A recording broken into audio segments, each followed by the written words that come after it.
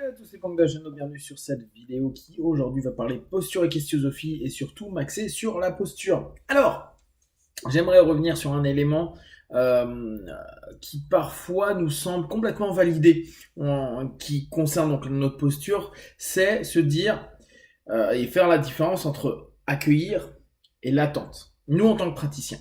Nous en tant que praticiens, on peut être en attente d'un mieux-être de notre partenaire. On peut être en attente que les suggestions qu'on va proposer lui apportent du bien-être. On peut être en attente d'un retour par rapport aux différents exercices qu'on lui a demandé. On peut être en attente d'une évolution, de réponses, etc., etc.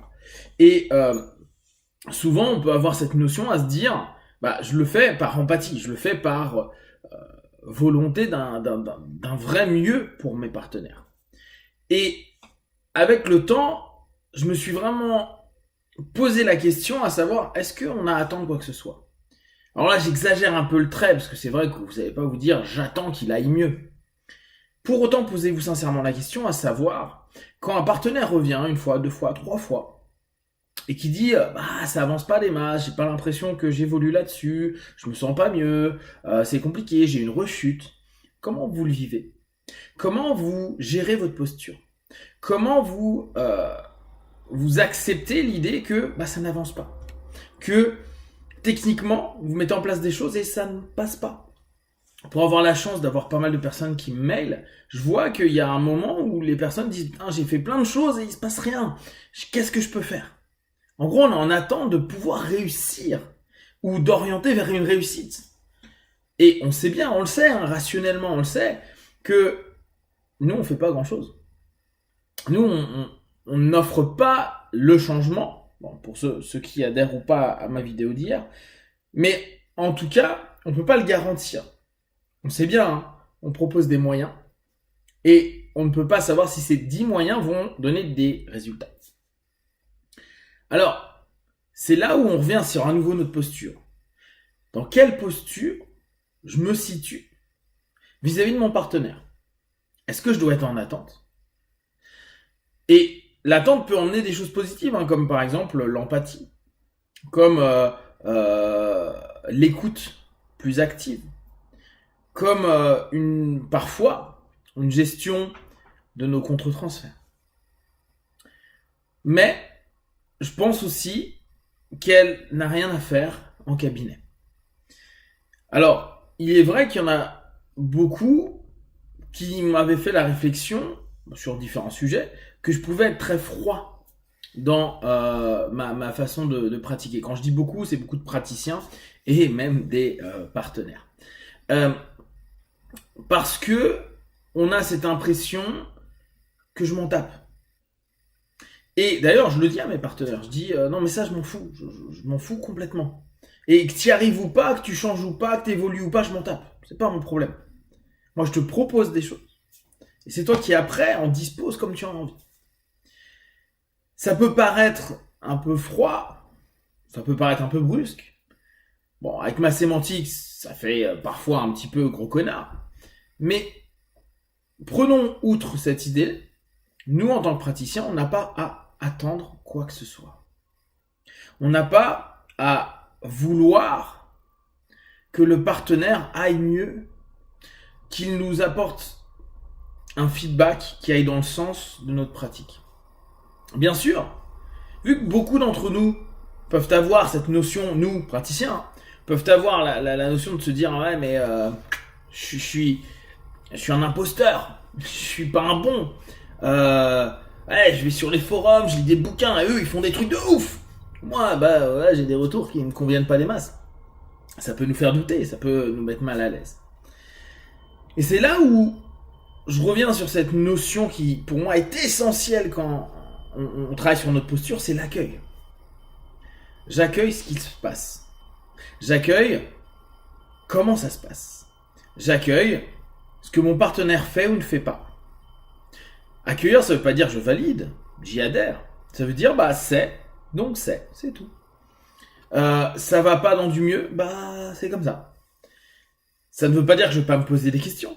Ça veut pas dire que je vais pas tenter de trouver une autre stratégie, reprendre peut-être ce qui est dissonant, peut-être que reprendre ma posture en tant que telle et me dire, ah, peut-être que j'ai fait un contre-transfert, peut-être que là j'ai mal géré, peut-être que là ma posture était mauvaise, peut-être que mes suggestions n'étaient pas bonnes, peut-être que j'ai pas compris quelque chose, peut-être que mon mapping est pourri, etc., etc.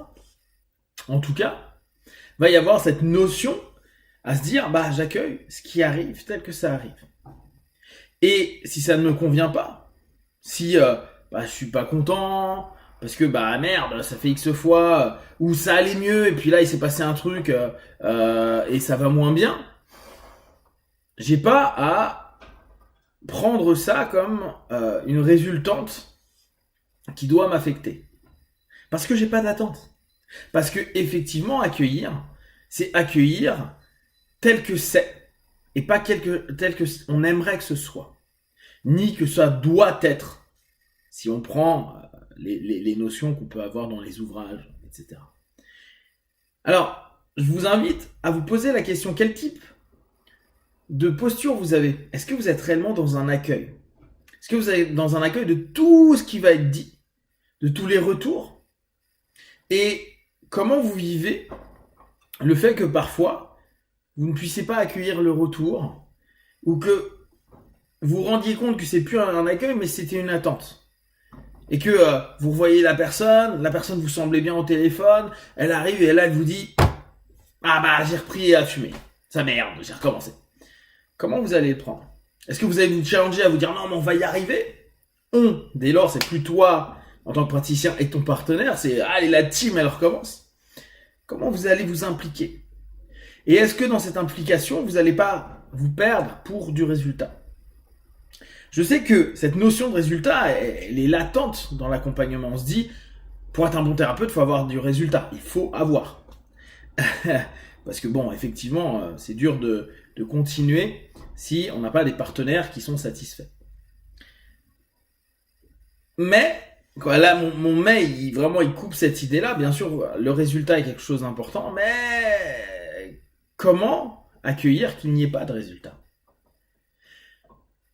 Comment accueillir que peut-être votre partenaire, au bout de X sessions, vous dise non mais ça j'ai pas envie, ou ça j'ai pas envie que ça change, ou j'ai envie que ça reste comme ça, ou en réalité bah c'était mieux avant, ou je suis moins heureux aujourd'hui qu'avant, ou plus j'avance et plus je me rends compte que j'ai des problèmes et ça me rend pas heureux. Comment vous vivez le fait que peut-être plus vous faites l'accompagnement et moins il y a de lumière, de joie, de bonheur et de retours sympas. Vous savez, les premières fois où on fait des sessions d'accompagnement, d'hypnose, d'hypnosophie, de PNL, etc., on a souvent des retours qui sont hyper marquants. Waouh, c'est phénoménal ce que tu as fait, j'ai eu l'impression de tout changer. C'est la première fois que je vis ça, la première fois que je ressors ça, c'est la première fois que je dis ça, etc.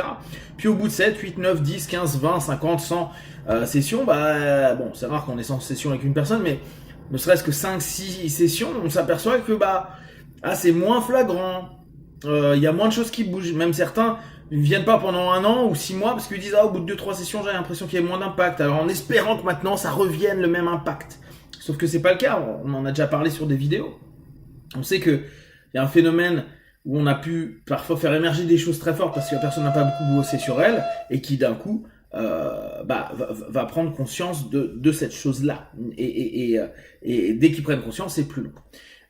Donc pensez-y, et si vous avez des questions, des remarques, je vous laisse les partager sur Facebook, YouTube, je répondrai le plus rapidement possible. Et comme d'habitude, de tout ce que je propose, ne prenez que ce qui est bon juste pour vous, testez, observez, analysez et concluez. Be one, ciao.